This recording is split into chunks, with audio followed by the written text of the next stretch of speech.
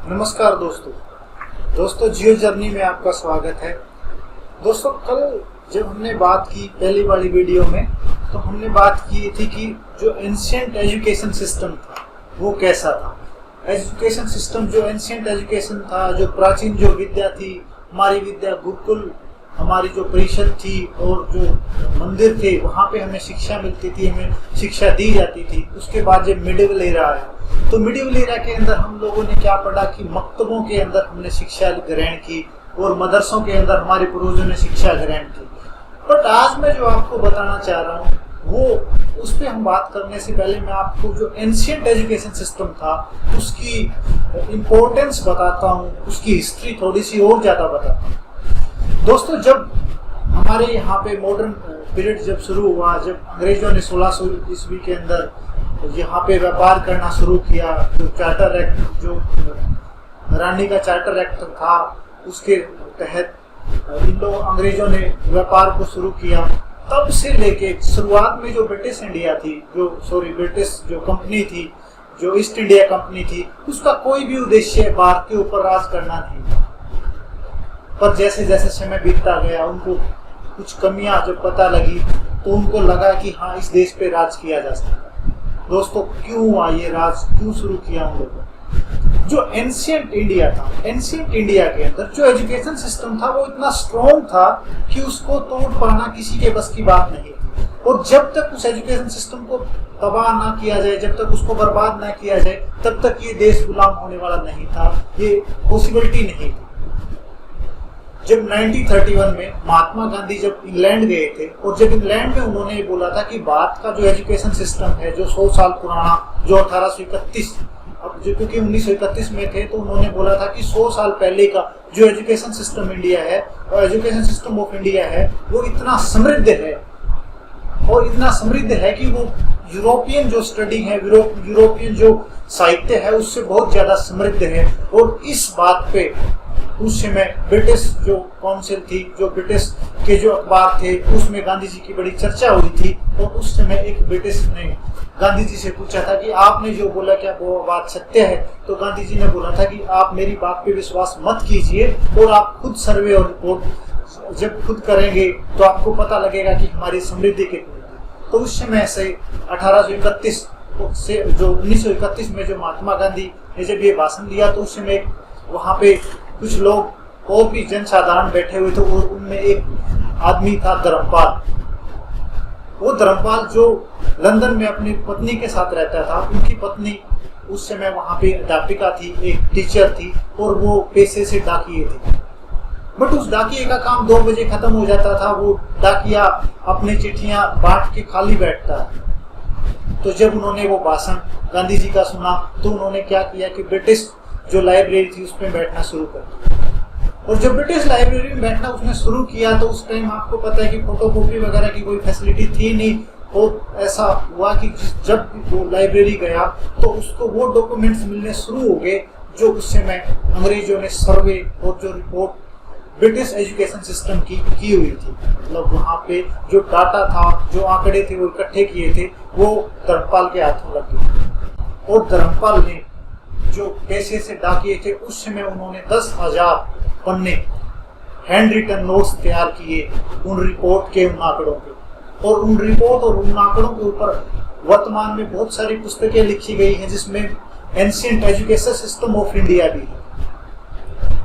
जो धर्मपाल के जो आंकड़े थे, उनकी जो रिसर्च थी, उस रिसर्च के ऊपर अगर एनालाइज किया जाए तो उन्होंने उस समय की जो एजुकेशन सिस्टम था, ancient education system of India था, उसके बारे में बताया गया। क्योंकि उनकी जो रिपोर्ट थी, उनका जो एनालाइज था, वो जो वहाँ की ब्रिटिश गवर्नमेंट, जो भारत की ब्रिटिश गवर्नमेंट थी, उसकी वास्तविकता पर आधारित थी। और उसमें बताया गया था कि जब अंग्रेज बंगाल के अंदर शासन कर रहे थे तो उस समय बंगाल और बिहार जब इकट्ठे थे तो 1 लाख विद्यालय वहां पे वर्किंग थे। आप सोच सकते हो कि सिर्फ एक स्टेट के अंदर 1 लाख विद्यालय जब कार्यरत हैं, काम कर रहे हैं, तो पूरे भारत में एजुकेशन सिस्टम कितना स्ट्रॉन्ग रहा होगा। उस 1 लाख विद्यालयों के सबसे मेन बात ये है कि उस समय वहाँ के जो गवर्नर जनरल थे, वहाँ के जो दरोगा थे, उन दरोगा ने एक रिपोर्ट दी थी, एक रपट दी थी। उस रपट में बताया गया था कि इन विद्यालयों के अंदर 43 तरह की पुस्तकें पढ़ाई जाती हैं प्राथमिक लेवल पे। और उस समय जो एजुकेशन सिस्टम था, उस समय जो एजुकेशन सिस्टम के तहत जो शिक्षा दी जाती थी वो उनके काम के हिसाब से भी दी जाती थी। जैसे जो शिल्प शास्त्री थे, जो जिसके माता पिता शिल्पकार थे, या जो आज जिसको बोलते हैं मिस्त्री थे, तो उनको विश्वकर्मा पुराण पढ़ाया जाता था, जिसके अंदर उनकी शिल्प को और ज्यादा बढ़ाया जा सकता था।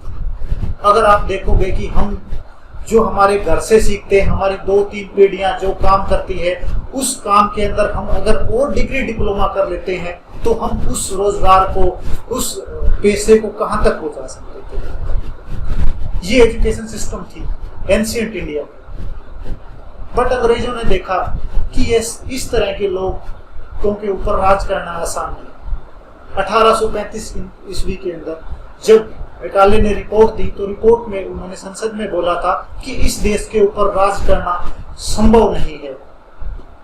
तो जब पूछा गया तो उन्होंने बताया कि ये देश आर्थिक, आध्यात्मिक और शैक्षिक और मानसिक रूप से बहुत ही समृद्ध है, और जो देश आध्यात्मिक रूप से और मानसिक रूप से समृद्ध होता है, स्ट्रॉन्ग होता है, उसको हम मूर्ख नहीं बना सकते।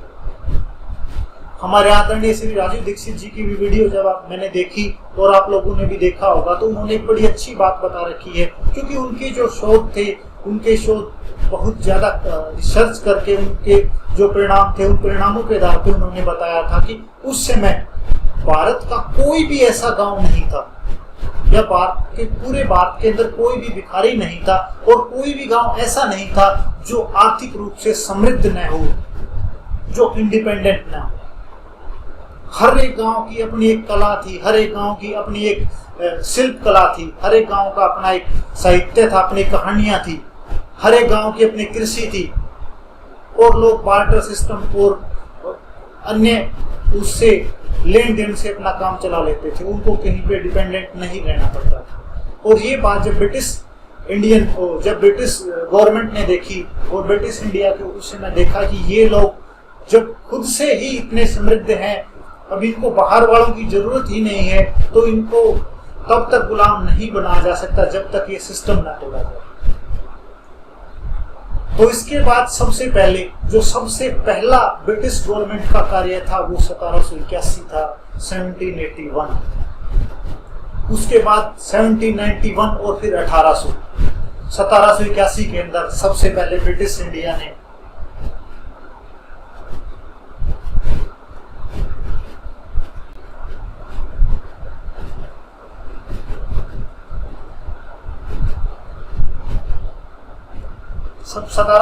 के अंदर सबसे पहले ब्रिटिश इंडिया ने कलकत्ता के अंदर एक मदरसा बनाया।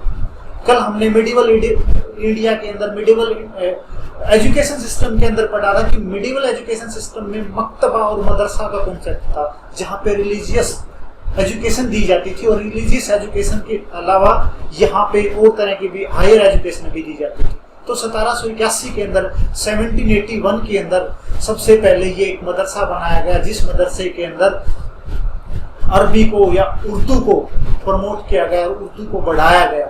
इसके बढ़ाने का सबसे मेन कारण क्या था कि ब्रिटिश भारत को ऐसे लोग मिल सके जो कि अन्य रियासतों से वार्तालाप करने में, पत्र व्यवहार करने में हमारी सहायता कर सके, और साथ ही साथ जो भारत का इतिहास है, जो भारत के लोग हैं, उनको जानने में हमारी सहायता कर सके। तो it was founded by the Warren Hasting. ये कई बार पूछ लिया जाता है क्वेश्चंस के अंदर भी, और अगर साधारण ज्ञान से भी पूछा जाए तो जो वार्न हेस्टिंग थे उन्होंने इसकी शुरुआत की। दोस्तों उसी समय जब धर्मपाल जी की मैं बात कर रहा था, तो धर्मपाल जी ने जब शोध किया तो शोध में एक रिपोर्ट आई थी साउथ इंडिया की रिपोर्ट के बारे में उन्होंने बताया था कि उस समय हायर एजुकेशन, आंध्र प्रदेश के हायर एजुकेशन के 1000 से ज्यादा कॉलेज वर्किंग थे।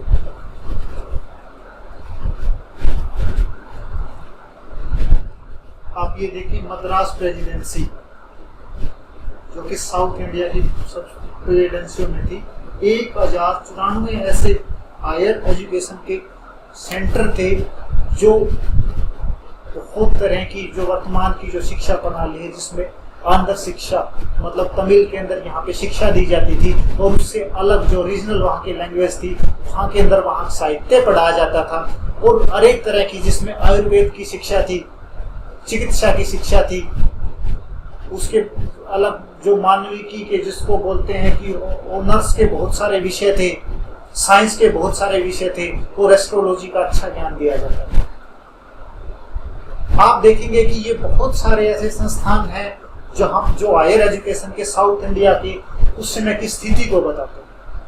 अगर इस रिपोर्ट पे ध्यान दिया जाए तो हम देख सकते हैं कि एंशिएंट इंडिया की जो एजुकेशन सिस्टम था वो कितना स्ट्रॉन्ग था, बट इस स्ट्रॉन्ग सिस्टम को अंग्रेजों ने तोड़ना शुरू किया, और वो शुरुआत 1781 से इन लोगों ने कर दी।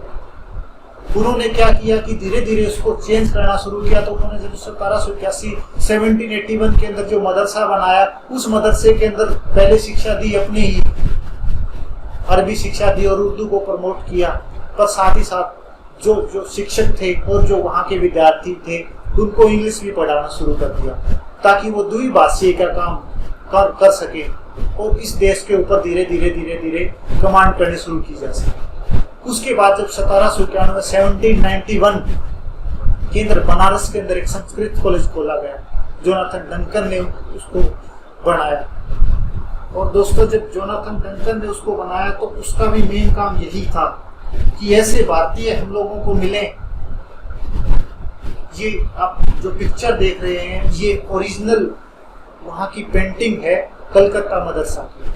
और उसके बाद जो 1791 का जो बनारस का जो हिंदू कॉलेज था, बनारस की जो यूनिवर्सिटी थी, संस्कृत यूनिवर्सिटी थी, उसका ये उस समय का जो चित्र है, इसमें भी काम यही था। वहाँ पे उर्दू को प्रमोट किया गया, वहाँ पे जो मुस्लिम समुदाय था उसके ऊपर कमांड की गई, और यहाँ पे जो हिंदू समुदाय था उसको भी अपना कहीं ना कहीं दास बनाने के लिए, और यहाँ पे जो हिंदू शासक थे उनके साथ पत्राचार्य व्यवहार करने के लिए, और जो हिंदू राजा थे उनके साथ बात करने के लिए उस द्विभाषियों को तैयार किया गया।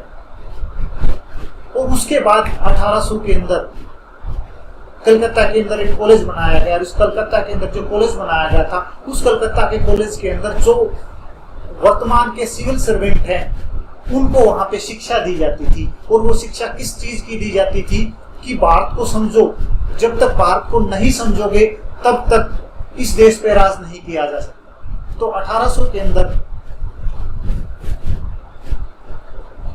ये कॉलेज बनाया था। आप ये कॉलेज की बिल्डिंग भी देख सकते हैं।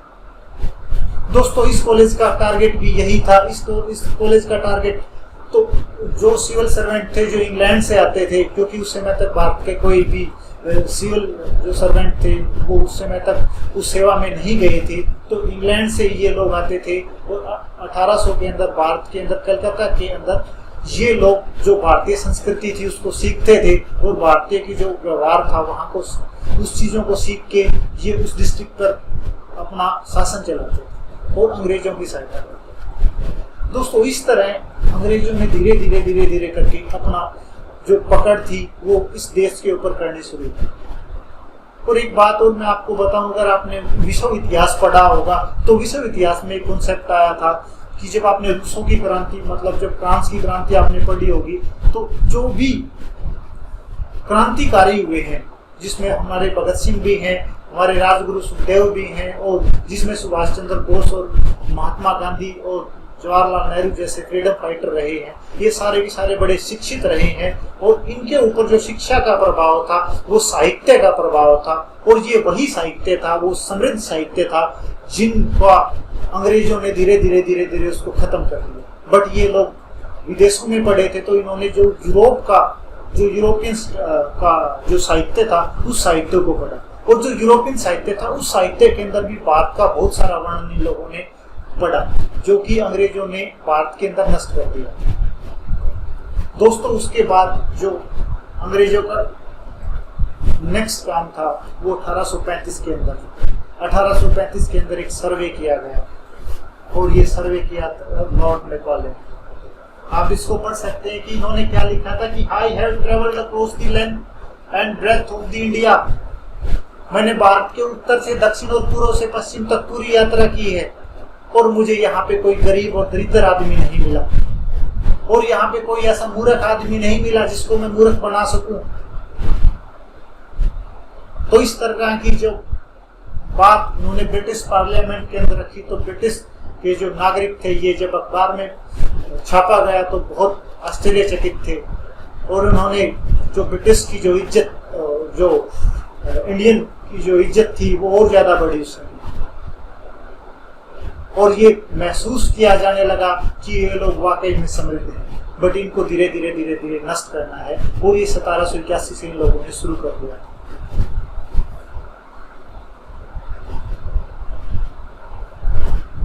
उसके बाद जो ब्रिटिश इंडिया थी, ब्रिटिश इंडिया के अंदर टारगेट क्या रखा?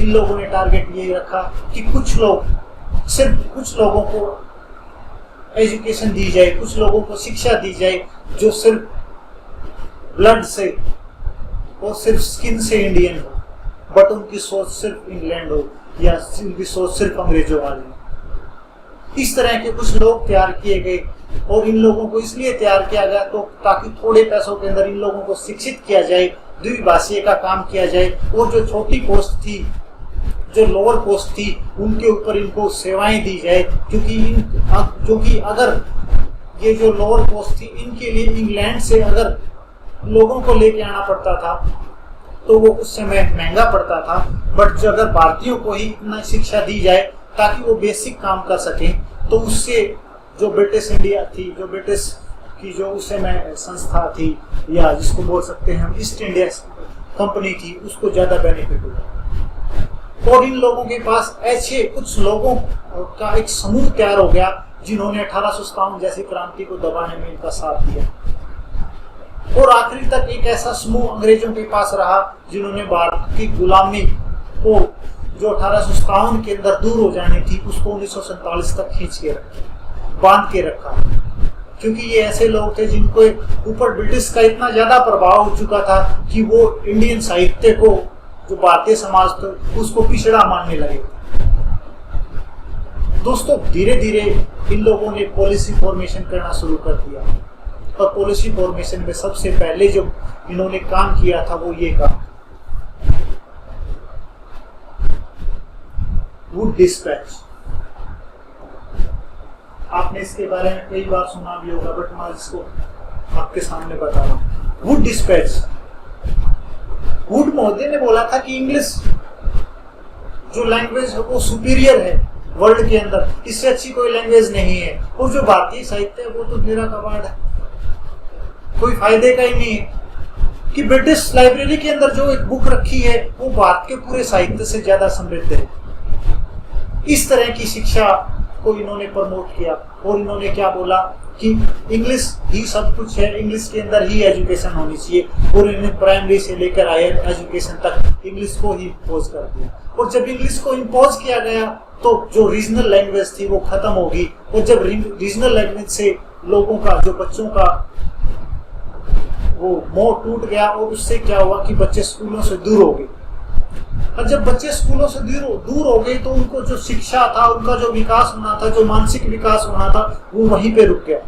और कुछ लोग जिनको अंग्रेजों ने तैयार किया था, जो लोअर पोस्ट पे काम करते थे, उनके बच्चे शिक्षा लेना शुरू कर दिया उन्होंने। और कुछ लोग ऐसे भी थे जिन्होंने शिक्षा के क्षेत्र में धीरे धीरे इंग्लिश को सीख के भी काम करने शुरू किए।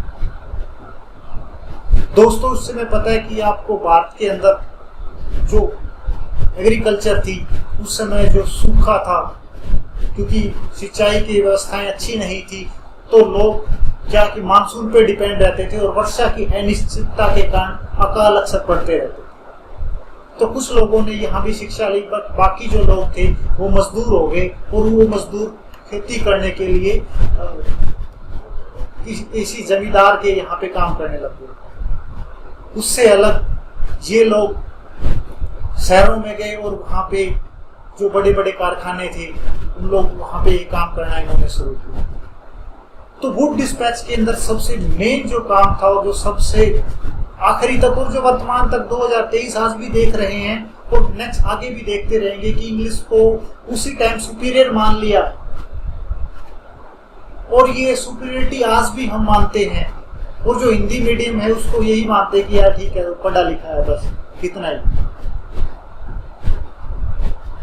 तो वुड डिस्पैच ने ये काम किया था, ये बीज वहां पे बोया गया था। और गांधी जी ने जब गांधी जी कांग्रेस के अधिवेशन में बोलते थे या जब अपने पत्राचार करते थे तो वो बोलते थे कि इंग्लिश को भूल जाओ, अपने रीजनल लैंग्वेज है उसको प्रमोट करो, क्योंकि जब तक आप रीजनल लैंग्वेज को प्रमोट नहीं करोगे तब तक आप शिक्षा नहीं दे सकते, नहीं समझ सकते। क्योंकि जो बच्चा है वो अपनी मातृभाषा के अंदर अच्छी कमांड रखता है, तो उसी के अंदर अगर उसको शिक्षा दी जाए तो उसका विकास और जल्दी हो सकता है। वर्तमान की जो नेशनल एजुकेशन पॉलिसी जो 2020 है, कस्तूरी रंजन है, उसमें भी ये बात रिकमेंड की गई है कि 8वीं तक, कम से कम 5वीं नहीं 8वीं तक रीजनल एजुकेशन के अंदर शिक्षा दो, क्योंकि इससे जो हमारी साक्षरता है वो 100% तक पहुंचेगी। और इसी के साथ जो 2020 की रिकमेंडेशन है उनको 2025 तक 2030 तक भारत सरकार इम्पोज करने के लिए कार्य कर रही है। दोस्तों, जो नेक्स्ट जो इन लोगों की रिपोर्ट थी 1854 के बाद, वो इन्होंने उसके बाद बहुत सारी रिपोर्ट कमीशन, बहुत सारे जो कमीशन थे वो प्राइमरी एजुकेशन पे भी निकाले और मिडिवल एजुकेशन और हायर एजुकेशन पे भी निकाले। दोस्तों, उनके बारे में नेक्स्ट बात करते हैं।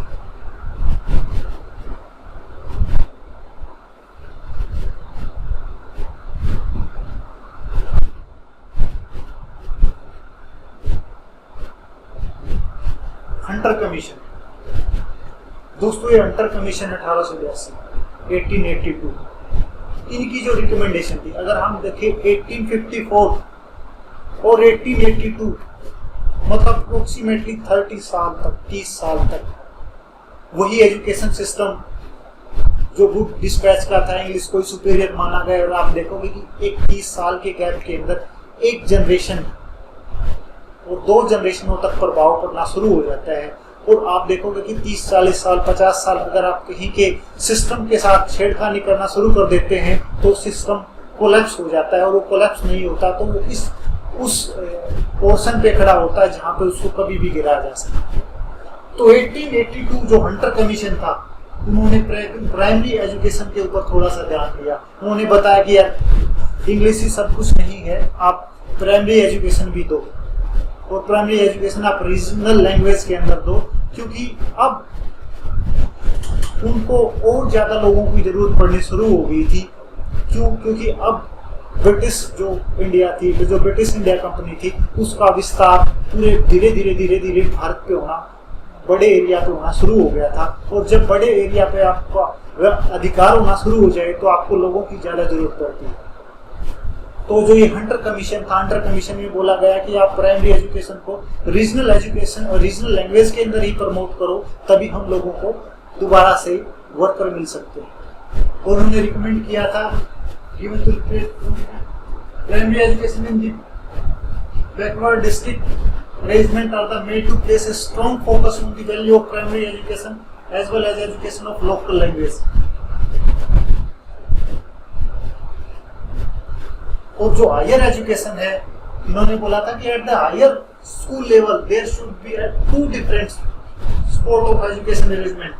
इन्होंने बोला था कि कॉमर्शियल एजुकेशन, ये जो बात है कॉमर्शियल एजुकेशन और वोकेशनल एजुकेशन। वोकेशनल एजुकेशन मतलब IIT और IIM, मतलब वोकेशन कि आप काम सिखाओ बचपन से ही, प्राइमरी स्कूल से ही बच्चों को काम सिखाना शुरू कर दो, ताकि जब वो बड़े हों, जब वो शिक्षित हों, साथ ही साथ उनको इंग्लिश भी सिखाई जाए, ताकि हम लोगों को लोअर पोस्ट के लिए दोबारा से अच्छे वर्कर मिल सके। और उसके बाद कॉमर्शियल एजुकेशन दी जाए, उनको बताया जाए कि व्यापार ही सब कुछ है, व्यापार इस तरह से होता है और ब्रिटिश इंडिया सुपीरियर है। इस तरह की विचारधारा इन कमीशन के अंदर बताई गई, प्रमोट की गई। दोस्तों, उसके बाद जो नेक्स्ट था रेले कमीशन।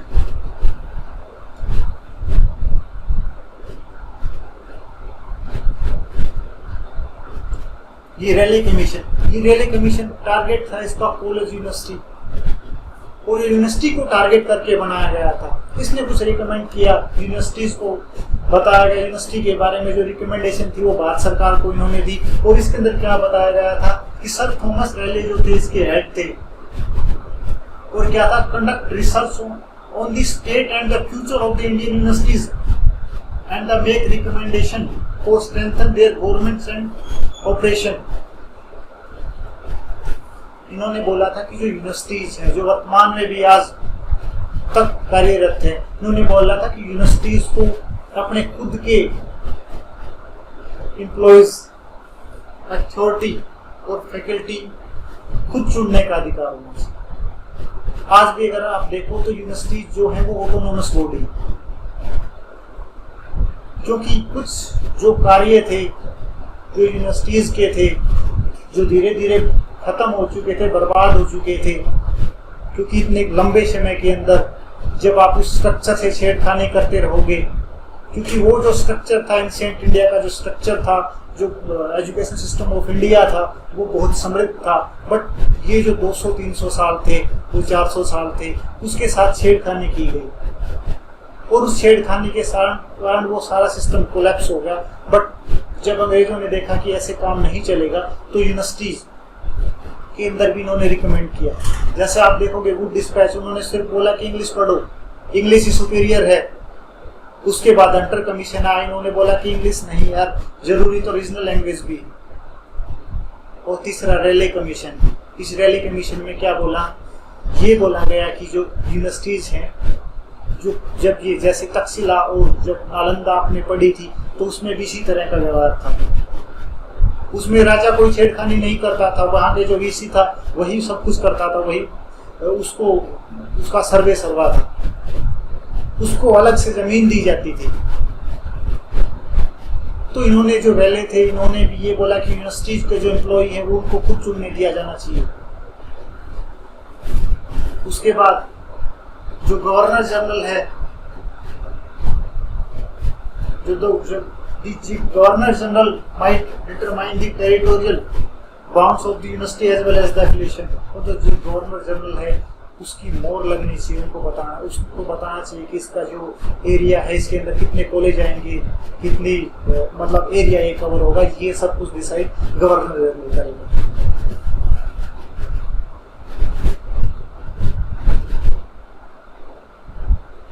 दोस्तों, जो उसके बाद जो नेक्स्ट पॉलिसी थी वो तो 1913 की ब्रिटिश इंडिया की जो एजुकेशन पॉलिसी थी। और ये एजुकेशन पॉलिसी पढ़ने का क्या कारण, बड़ौदा उस समय एक ऐसी रियासत थी जिन्होंने प्राइमरी एजुकेशन को कंपलसरी कर दिया, जो वर्तमान में भारत सरकार में अभी भी है।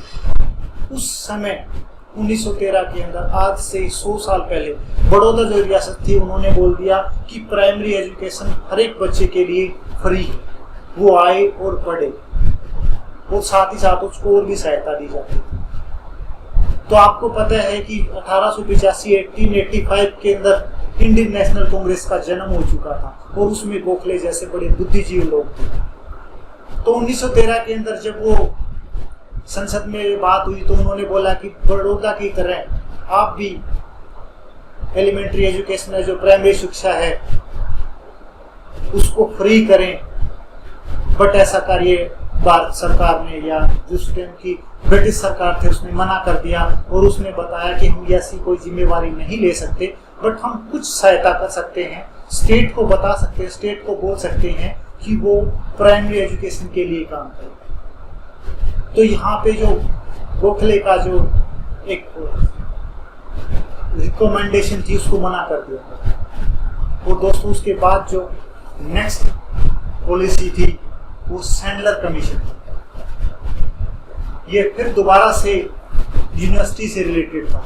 इसमें क्या बोला गया, condition and prospectus of the university of the Calcutta. जो कैलकाटा यूनिवर्सिटी थी उस समय, क्योंकि कलकत्ता बहुत ही विद्वान जनों का क्षेत्र रहा था, बहुत ही समृद्ध और बहुत बुद्धिजीवी, जैसे राजा राम मोहन राय जैसे बहुत ही बुद्धिजीवी और स्वामी विवेकानंद जैसे बुद्धिजीवी लोग वहाँ पे रहते थे। और आपने पढ़ा होगा कि जो सुभाष चंद्र बोस थे वो भी, और रविंद्रनाथ टैगोर थे, वो भी बंगाल से संबंध रखते थे। तो जो बंगाल की जो धरती रही है वो बहुत ही विद्वान जनों की धरती रही है। तो कलकत्ता के अंदर आप देखोगे कि सबसे पहले जो मदरसा खोला गया था वो भी कलकत्ता के अंदर ही खोला गया था, और जो सबसे पहले जो ब्रिटिश इंडिया ने अधिकार करना शुरू किया था तो वो भी कलकत्ता से ही या बंगाल से ही करना शुरू किया। और यहाँ का मेन कारण वहाँ की शिक्षा प्रणाली थी, वहाँ के लोग थे। तो जो सैंडलर कमीशन था उन्होंने क्या बोला कलकत्ता विश्वविद्यालय के बारे में, उन्होंने बोला कि सरकार को यूनिवर्सिटीज के जो अंदर जो मिडल मैन का वो काम करते उससे निकल जाना चाहिए और यूनिवर्सिटीज को ऑटोनोमस बना के छोड़ना चाहिए ताकि रिसर्च को बढ़ावा जा सके और अच्छे लोग दोबारा से मिलना शुरू हो। क्योंकि वर्तमान समय में कांग्रेस के जो बुद्धिजीवी लोग थे वो भी आवाज उठाने उन्होंने भी शुरू कर दी थी, उन्होंने भी डिमांड करना शुरू कर दिया था। और जब डिमांड और जब मांगे बढ़ने लगी तो ब्रिटिश जो गवर्नमेंट थी उसको भी कहीं न कहीं बैकफुट पे आना शुरू करना पड़ा। दोस्तों उस समय इन्होंने जो वर्तमान की एक प्रणाली है ओनर्स, जैसे economics owners, chemistry owners, physics owners, जैसे वर्तमान में बहुत सारी यूनिवर्सिटीज हैं जो ये कोर्स का रिकमेंडेशन करती है। जैसे दिल्ली यूनिवर्सिटी में बहुत सारे जो कॉलेज हैं वो सिर्फ ओनर्स ही पढ़ाते हैं। और ये ओनर्स कौन सी शिक्षा होती है, तो ओनर्स में आपको बता देता हूँ कि बैचलर की जो क्लासेज होती हैं, बीए की जो क्लास होती हैं, उसी बीए की क्लासेस जो 3 साल का जो हमारा उनका एक काल होता है उसके अंदर ही मास्टर जो एमए की कुछ पुस्तकें पढ़ा दी जाती है ताकि जब यही छात्र नेक्स्ट जब एमएससी या एमए करें तो उनको कोई दिक्कत ना हो और वो उस विषय पर अच्छे से पकड़ बना सके। तो ओनर्स के बारे में इंट्रोड्यूस सैंडलर कमीशन ने उसी समय कर दिया था और वर्तमान में जो नेशनल एजुकेशन पॉलिसी है उसमें भी इसको और ज्यादा प्रमोट किया गया। और सैंडलर कमीशन ने बताया कि जो वाइस चांसलर है, जो वीसी है, वो chosen to serve as the universities administrative leader and full time और सैलरी बेस्ड। जो वीसी है वो सैलरी बेस्ड होना चाहिए। Excessive government oversight should be removed from universities. जो मैंने आपको बताया कि जो ज्यादा जो कमांड है यूनिवर्सिटीज के ऊपर से वो सरकार को हटा लेनी चाहिए, क्योंकि सरकार के ज्यादा दबाव से या ज्यादा छानबीन से जो रिसर्च स्कॉलर थे, जो टीचर थे, क्योंकि उस समय ब्रिटिश इंडिया से और साथ ही साथ यूरोप से भी बहुत सारे मतलब टीचर और प्रोफेसर आते थे, जिसमें सारे के सारे इंग्लैंड से ना होके यूरोपियन अन्य देशों से भी थे। और वो जो यूरोपियन थे वो लंदन को उस समय बहुत ज्यादा पसंद नहीं करते थे, तो उन्होंने भी मांग की। तो उस समय ब्रिटिश उस समय इंग्लैंड के अंदर ये मांग उठी और ये सैंडलर कमीशन उस समय भेजा गया कि यूनिवर्सिटीज हैं जो यूनिवर्सिटी को ऑटोनोमस का दर्जा दिया जाए, यूनिवर्सिटीज के अंदर जो गवर्नमेंट का इंटरफेयर उसको कम किया जाए। दोस्तों उसके बाद 1929 हार्टन कमीशन। इस कमीशन ने बहुत सारे रिकमेंडेशन की और ये रिकमेंडेशन वर्तमान के जो परिप्रेक्ष्य है, जो वर्तमान की जैसे 2020 की जो एजुकेशन पॉलिसी है और 1985 की जो एजुकेशन पॉलिसी थी, उनके अंदर भी हम इसका बहुत सारा प्रभाव देखते हैं। तो उन्होंने क्या बोला, उन्होंने बोला कि उन्होंने जो प्राइमरी एजुकेशन है उसको दोबारा से फिर बोला कि प्राइमरी जो एजुकेशन है, जो प्राथमिक शिक्षा है, उसको स्ट्रॉन्ग किया जाए और रीजनल एजुकेशन जो वहाँ की जो क्षेत्र की जो शिक्षा है वो उन लोगों को दी जाए और जो वहाँ की भाषा है उसके अंदर दोबारा से उसको उन लोगों को शिक्षित किया जाए। और उसके साथ ही उन्होंने क्या बोला कि टेक्निकल बिजनेस एजुकेशन दी जाए। अगर आप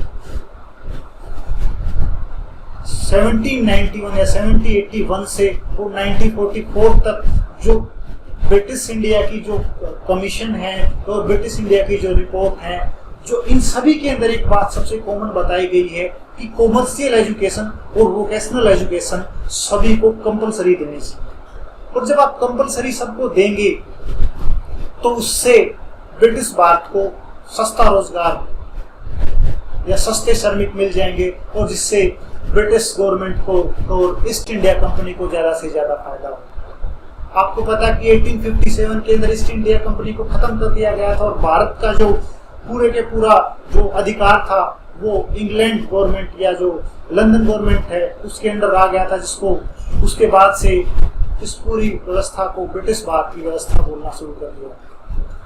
दोस्तों, इन्होंने बोला कि 90 due to the serve, but जो आर्टम कमीशन था उनकी जो रिकमेंडेशन थी वो भारत सरकार ने मानने के लिए मना कर दी। उसके मानने का क्या कारण था कि इकोनॉमिक स्लो डाउन आ गया था यूरोप के अंदर, लंदन के अंदर। वो स्लो डाउन के कारण इन लोगों के पास पैसा ना रहने के कारण ये बोले कि हमारे साथ पास जो रिसोर्सेज हैं वो कम है, तो हम इस रिपोर्ट को नहीं मान सकते। और इन्होंने इस समय बोला था कि schedule and vacational to meet local and seasonal needs. अब जो गर्मियों की छुट्टियां होती हैं, सर्दियों की छुट्टियां होती, ये इन्होंने ही बोला था। इन्होंने ही बोला था कि भाई गर्मियों में छुट्टी होनी चाहिए और सर्दियों में छुट्टी होनी चाहिए। क्यों? क्योंकि ये लोगों से ज्यादा सी गर्मी सहन नहीं होती थी। और उन स्कूल और कॉलेज के अंदर बहुत सारे ब्रिटिश स्टूडेंट भी थे, क्योंकि ब्रिटिश जो लोग थे यहाँ पे जो सेवाएं करते थे, जो सेवारत थे, उनके जो बच्चे थे वो भारत के इसी स्कूलों के अंदर, भारत की यूनिवर्सिटीज के अंदर पढ़ते थे। तो इन्होंने बोला कि इनको गर्मी सहन नहीं होती तो छुट्टी कर देनी चाहिए। और इन्होंने बोला था कि साथ के साथ जो टीचर हैं उनको भी एजुकेशन देनी चाहिए, उनको भी शिक्षित करना चाहिए, उनको भी स्किल देने चाहिए। और ये टारगेट स्पेसिफिक इंडियन टीचर थे, क्योंकि ये इंडियन टीचर को ज्यादा सा सम्मान और सत्कार नहीं देते थे। ये सोचते थे कि ये शिक्षित जरूर हैं, पर ये कभी भी ब्रिटिश भारत के जो ब्रिटिश नागरिक हैं, जो ब्रिटिश शिक्षक हैं, उनके बराबरी में नहीं है। तो इन लोगों को, जो उस समय गुलाम भारत के जो शिक्षक थे, उनको और ज्यादा शिक्षा देनी चाहिए, ताकि ये हमारे जो बच्चे हैं उनको और अच्छे से शिक्षित कर सके। दोस्तों, जो उसके बाद जो कमीशन था, जो सर्जेंट कमीशन था 1944, इस कमीशन के अंदर जो रिकमेंडेशन की गई थी वो रिकमेंडेशन लंबे समय तक भारत की जो शिक्षा प्रणाली थी उसको प्रभावित करती रही। क्योंकि उस समय जो भारत का माहौल था, क्योंकि 1942 भारत छोड़ो आंदोलन और उसके बाद कैबिनेट कमीशन जैसे ही और बहुत सारे जो लड़ाई दंगे थे, जो सांप्रदायिक हिंसा थी, वो दिन भर दिन बढ़ रही थी। बट जो 1944 थी, जो सर्जेंट कमीशन था, उन्होंने बहुत अच्छी रिकमेंडेशन की। और वो रिकमेंडेशन जो थी, जो वर्तमान में जो एजुकेशन पॉलिसी है, नेशनल एजुकेशन पॉलिसी है, उसमें भी इसका कहीं ना कहीं हम वर्णन देखते हैं। उन्होंने बोला कि जो छोटे बच्चे हैं उनके लिए आंगनबाड़ी का जो कॉन्सेप्ट था, जैसे pre primary education is provided for kids between 3 to 6, जो आंगनबाड़ी का कॉन्सेप्ट है, ये उस समय 1944 में सर्जेंट ने बोल दिया था कि ऐसा कुछ होना चाहिए।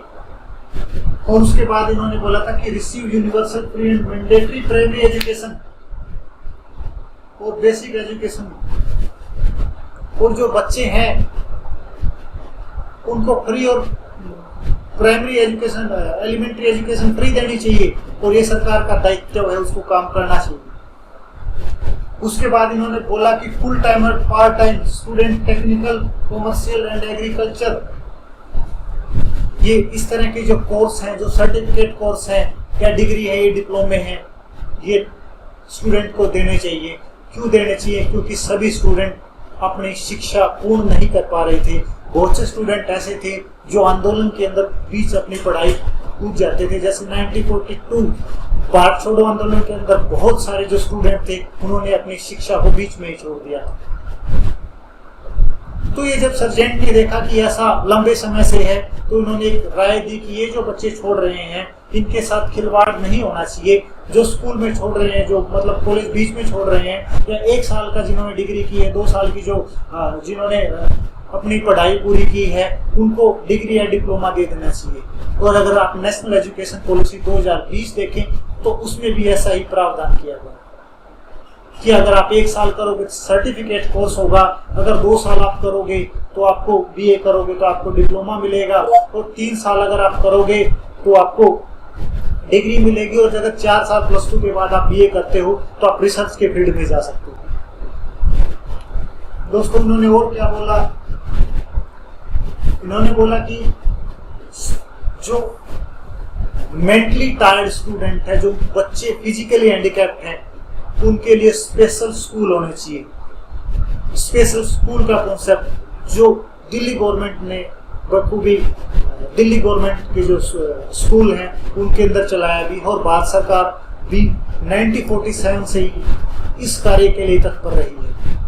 अगर वर्तमान की नेशनल एजुकेशन पॉलिसी 2020 देखा जाए तो उस एजुकेशन पॉलिसी में भी ब्लाइंड जो स्टूडेंट हैं उनके लिए ब्रेल लिपि को प्रमोट करने के लिए बहुत सारी बुक्स पर रिसर्च के लिए बहुत सारा पैसा दिया गया, और जो स्पेशल स्कूल हैं वो और ज़्यादा बढ़ाए गए, उनके लिए special budget ministry of education को प्रोवाइड करवाया गया, ताकि ये बच्चे जिनको वल्नरेबल सेक्शन ऑफ सोसाइटी बोला जाता है, इन बच्चों को भी प्रमोट किया जाए, ताकि ये भी जो सामान्य धारा है देश का जो विकास है उसके अंदर कंट्रीब्यूट कर सके। दोस्तों पब्लिक लाइब्रेरी का कॉन्सेप्ट उस समय सर्जेंट ने बोला। अगर आप यूरोप के नॉर्वे और स्वीडन के अंदर कभी जाना आपका पड़ा तो आप देखोगे कि वहां पे वर्ल्ड की जो सबसे ज्यादा लाइब्रेरीज हैं, हर एक शहर हर एक गांव के अंदर एक लाइब्रेरी आपको मिल जाएगी, और वो लोग ज्यादा से ज्यादा समय अपना लाइब्रेरी के अंदर व्यतीत करते हैं, और उसी कारण आप देखोगे कि बहुत सारे जो क्वालिटी लाइफ जो स्टैंडर्ड है वो बहुत ज्यादा ऊपर तक है। या अगर आप देखेंगे कि प्राइमरी और जो सेकेंडरी जो पोजीशन है वो प्राइमरी और सेकेंडरी पोजीशन नॉर्वे और स्वीडन की ही है। दोस्तों इन्होंने और रिकमेंडेशन थी, उस रिकमेंडेशन में इन्होंने बोला कि अनएम्प्लॉयमेंट जो ब्यूरो जिसके अंदर वर्तमान में बच्चों को 3,000 रुपये तक या 5,000 रुपये तक जो स्कॉलर जो पैसे की सहायता मिलती है, उस तरह का कॉन्सेप्ट सर्जेंट ने 1944 में भी बोला था।